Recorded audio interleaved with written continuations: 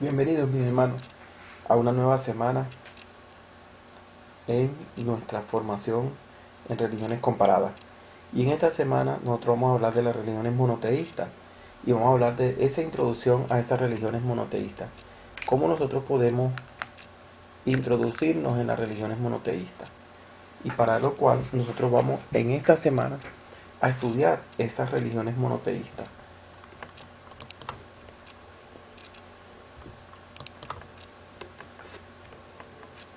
¿Qué podemos decir de las religiones monoteístas? Nosotros podemos decir que la palabra proviene del griego mono, que significa uno, y teo, que significa Dios. Entonces, a partir de ahí ya nosotros podemos ir calculando lo que significa monoteísta. Estamos hablando de un Dios. Creencia en un solo Dios personal. Entre las religiones monoteístas se encuentran judaísmo, cristianismo e islam. Son las tres únicas religiones que comparten el monoteísmo, para que no vaya a aparecer otra por ahí o se piense en una confusión con alguna otra religión politeísta para querer comparar.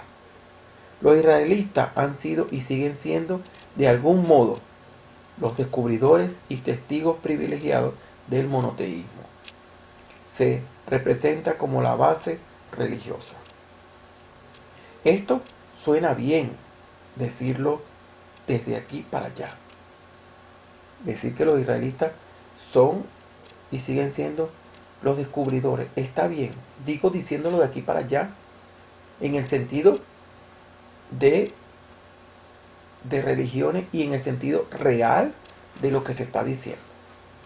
Sí, eso que yo acabo de decir es real. Eso tiene sentido y eso es verdad. Eso es verdad de que a los a los a los israelitas se les da ese privilegio. Sí, tiene razón. Pero si usted tiene al frente un musulmán, le va a decir que eso es mentira. Le va a decir que eso es totalmente mentira. Pero cosa que no puede decirlo porque verdaderamente el libro sagrado, la Biblia, lo manifiesta así. Cosa que el musulmán le va a decir, nosotros no nos regimos por ese libro. Entonces, ahí va a haber esa controversia. El monoteísmo se distingue en un modo especial del dualismo, donde ponen a Dios emparentado. Frente a esto está la fe bíblica como fe monoteísta, sin dualidad, un solo Dios eterno. Aquí es pensar en el Dios eterno sin más nada, sino en lo que realmente representa ese Dios eterno. En todas las religiones, la palabra de los escritos sagrados se ve como un medio de revelación o realización divina. Ojo, estoy diciendo en todas las religiones las palabras de los escritos.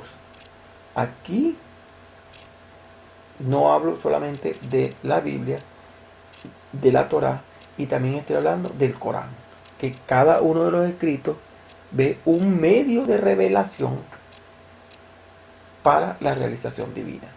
O sea, que cada una de las tres religiones dice y hace un planteamiento de acuerdo a su libro sagrado. Entonces, para que tengamos esa noción bien clara, bien definida de lo que se está diciendo.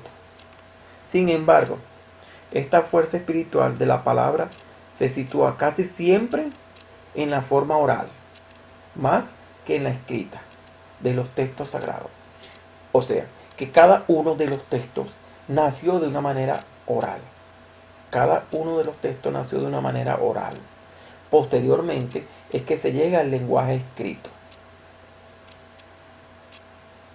Todos, el Dios se reveló al hombre y quedó plasmado por intermedio de Moisés como el primer escritor que tiene, que tiene la antigüedad. Ok, eso está bien y eso es correcto. Estoy hablando de la Torá o la Biblia en su defecto, si usted quiere decirlo así. Lo mismo pasa con el Islam. El Islam va a decir que ellos tienen su libro sagrado donde fue revelado al profeta Mahoma y de ellos se agarran de ahí. Es por eso que digo que la tradición oral va a pesar sobre la tradición escrita para el comienzo. El texto escrito también proporciona la base para la investigación de los acontecimientos del pasado. ¿Qué ocurre con cada libro sagrado? Que es esa, es la base, es el documento para conocer los antepasados. Cada uno de los documentos que plantea cada una de estas religiones. Como historia y para el análisis abstracto y la clasificación de los escritos sagrados.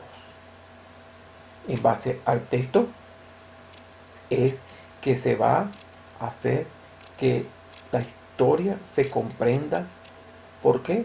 Porque esa historia está plasmada por sus antepasados. Entonces ahí se evidencia que cada escrito va a hablar de antigüedad, de la antigüedad de sus antepasados.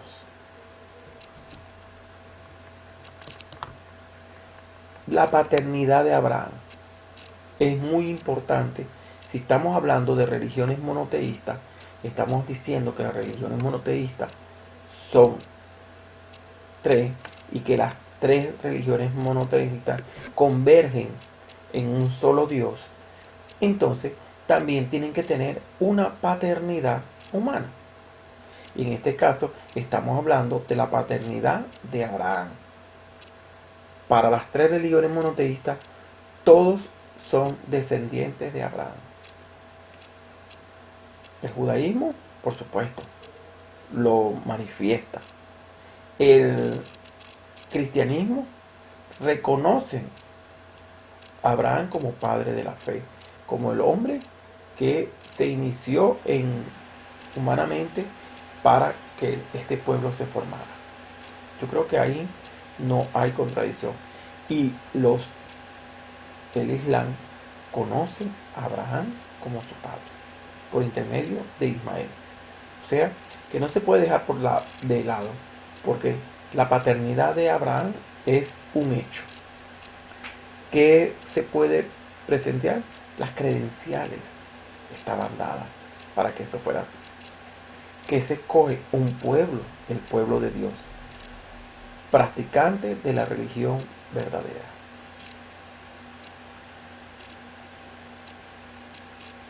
El pueblo de Dios practicante de la religión verdadera. ¿Qué tenemos? Que los judíos son los descendientes de Isaac. Los cristianos, por fe que Jesús es Dios. Y los musulmanes, descendientes de Ismael.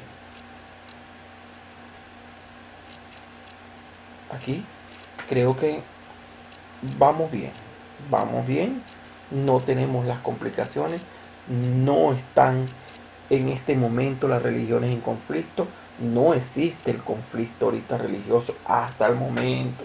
Aquí no se está hablando de conflicto, aquí se está hablando de similitudes dentro de las religiones monoteístas. O sea, que tenemos un mismo Dios. Abraham es el representante para las tres. Dios le habló a un pueblo y se creó la religión verdadera. Esta religión verdadera es dependiendo de donde venga. Ojo, porque el judío va a decir, yo tengo la verdadera. El cristiano va a decir, la verdadera religión es Cristo. Y el musulmán va a decir que por medio de Alá tiene la verdadera religión. Entonces, es cuestión de dejarlo ahí quietecito. Dejarlo ahí quieto. Todos los grupos dicen ser el verdadero y uno niega a los otros. No sé ustedes, no sé qué concepto tengan. Todos los grupos dicen ser el verdadero y uno niega a los otros. No sé qué concepto tengan ustedes sobre el judaísmo, pero no, los cristianos no podemos negar el origen, no podemos negarlo. Y por lo menos de mi parte no lo hago, negar el origen de esa formación del Antiguo Testamento, cómo Dios inició este proceso, cómo Dios desde Génesis fue plasmando lo que era la historia. Yo digo, de mi parte no tengo problema en reconocer lo que el canon está hablando, porque si toda la Biblia es inspirada por Dios y toda la Biblia contiene lo que Dios plasmó, entonces no veo esa separación de decir soy cristiano y no me importa el pasado. No, yo no me limito ahí. Yo, particularmente yo.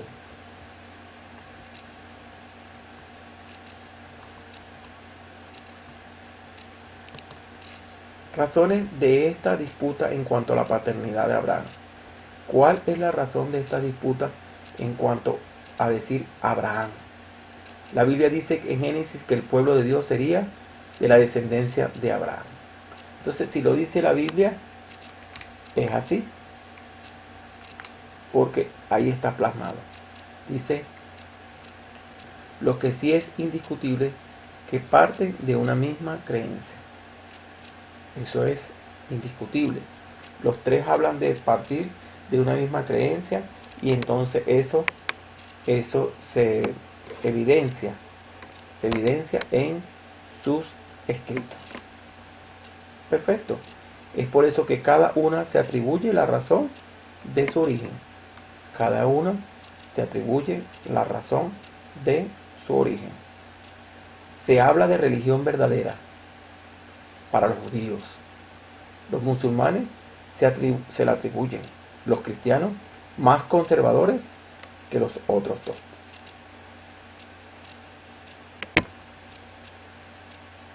No dejen de comentar. Los comentarios son válidos en lo que tenga una oportunidad y usted pueda ver esta grabación. Por favor, no deje de comentar. No se quede con las dudas, porque dudar hace daño.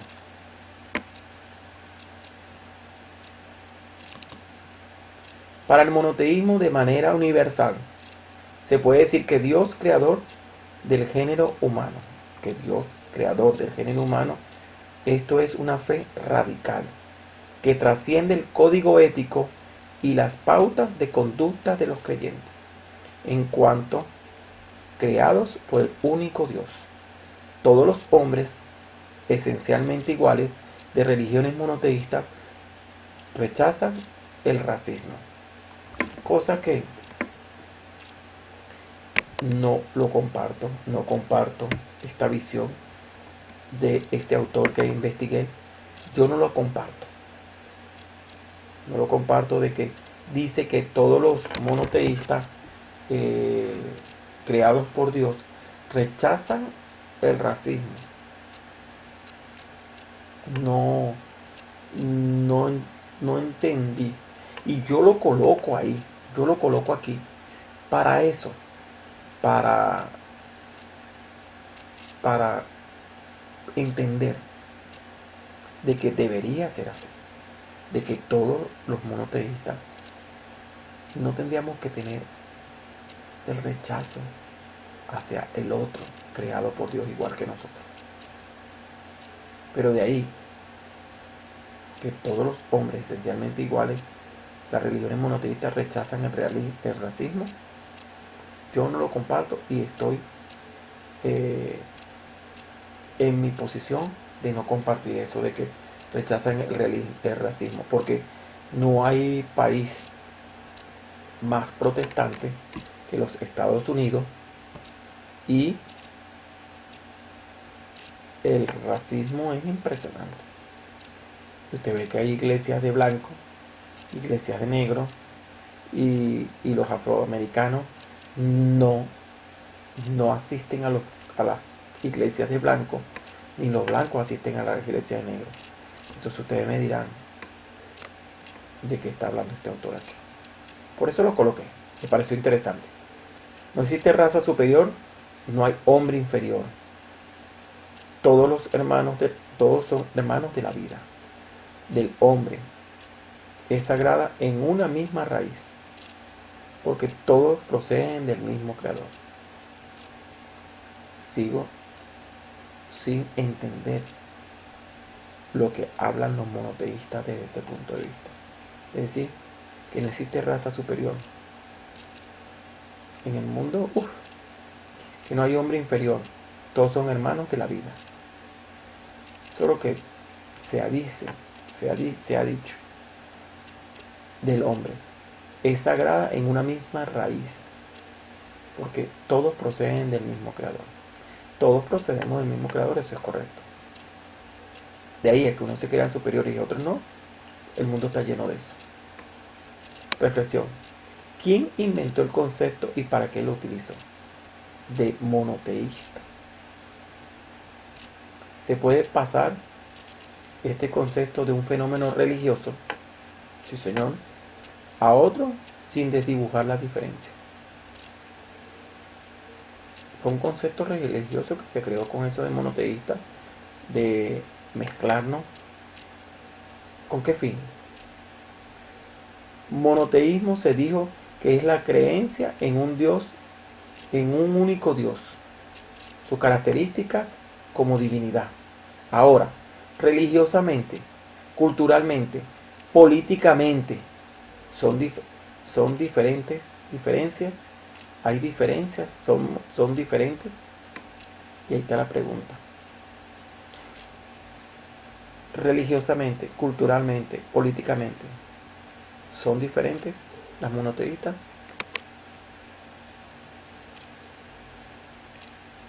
Reflexión. Entonces, ¿qué sentido tiene agrupar si somos diferentes? Culturalmente, políticamente, religiosamente. ¿Qué sentido tiene? Y esto está muy interesante. Esto es demasiado interesante. ¿Qué sentido tiene agrupar? ¿Qué sentido tiene agrupar a judíos, cristianos, musulmanes como religiones monoteístas? Ahora, que alguien me lo explique. Que alguien me lo explique. ¿Qué sentido tiene el agrupar? ¿Qué sentido tiene el agrupar a esta gente? ¿Con qué fin? ¿Qué objetivo hay detrás del intento de agrupar a las religiones? ¿Qué sentido tiene eso? Es muy buena reflexión. La historia de las religiones monoteístas desde lo real es distinto. No existe dos monoteísmos igual. La realidad te dice a ti que es otra cosa. La realidad dice que es otra cosa. Que jamás nos mezclaríamos. Jamás nos mezclaremos. Jamás. Existen similitudes. Sí existen similitudes. Sí existen las similitudes y todo lo demás. Pero de ahí a decir que hay dos monoteísmos iguales es mentira. Eso es mentira. Como lo que acabo de decir anteriormente. Eso de agruparlo, ¿quién nos agrupó? Sí. Políticamente, totalmente diferente. Socialmente, totalmente diferente. Culturalmente, totalmente. Religiosamente, totalmente diferente. Entonces, ¿qué sentido tuvo agrupar a toda esa poca gente y etiquetar de monoteístas? Monoteísmo incluyente o excluyente. Se puede decir que todo el monoteísmo es excluyente. Bueno, repito, sigo esperando comentarios. Excluye al politeísmo. Las religiones monoteístas son intolerantes. Me disculpan lo que acabo de decir. Las religiones monoteístas son intolerantes. En la entrevista, ojalá tengan la oportunidad de entrevistar a un judío y que sea ortodoxo. Es lo más despectivo que existe. Lo más despectivo que existe es un judío practicante ortodoxo. Mire, aquello es como que una arrogancia, una prepotencia. Se creen únicos. Ahí es donde cabe eso de las religiones monoteístas son intolerantes. El musulmán es sociable, sí, por lo menos habla, pero también cuando le toca decir su radicalismo lo espastica. Y el cristiano se vuelve intolerante ante estas dos y ante otras muchas se vuelve intolerante. Entonces uno se dice, bueno, pero ¿qué es esto? Y también se vuelve frente a otros dioses y religiones, que es lo que estoy diciendo. Las religiones se vuelven así, que todas buscan de atacar a la otra. En el Antiguo Testamento Dios prohíbe la adoración de Baal y de los dioses de la fertilidad, la idolatría, etc. Y esto se asocia a esto, a lo que Dios prohibía ya en la antigüedad. El cristianismo en los tiempos de las misiones destruyó los santuarios de los paganos. O sea que el cristianismo fue rudo también. Fue rudo, nada medio. En la India, el Islam político destruyó los templos de los hindúes. De esta manera, el monoteísmo solo reconoce su verdad. El monoteísmo solo reconoce su verdad. Entonces, yo les estoy diciendo lo que se recoge de cada una de ellas. Entonces, mis hermanos, bienvenidos al debate de esta semana. Siempre teniendo presente el respeto hacia los demás y entendiendo que los temas son de complejidad. Esta introducción es compleja. Esto tiene su complejidad, tiene sus argumentos, en donde se puede hablar desde cualquier visión, es decir, si usted está teniendo una idea o investigación de alguna de las religiones, por favor haga el planteamiento. Siempre es bueno meterse en la casa de estas religiones. Siempre es bueno para poder conocer, es necesario indagar. Esta es la única manera de aprender y demostrar que estamos preparados para servir en la obra del Señor. Así que yo los invito a que compartan, de que hablen, de que escriban en los grupos. Así como se hace el esfuerzo de investigar, de documentarse, de grabar, de preparar las clases, de hacer esto por estos medios, el facilitador, docente, profesor, espera un comentario. Espera un comentario de la labor que está haciendo. Entonces, cualquier cosa, cualquier comentario, estaré atento para que desarrollemos la actividad de esta introducción a las religiones, que es tan importante y tan interesante. Dios me lo guarde, Dios me lo bendiga.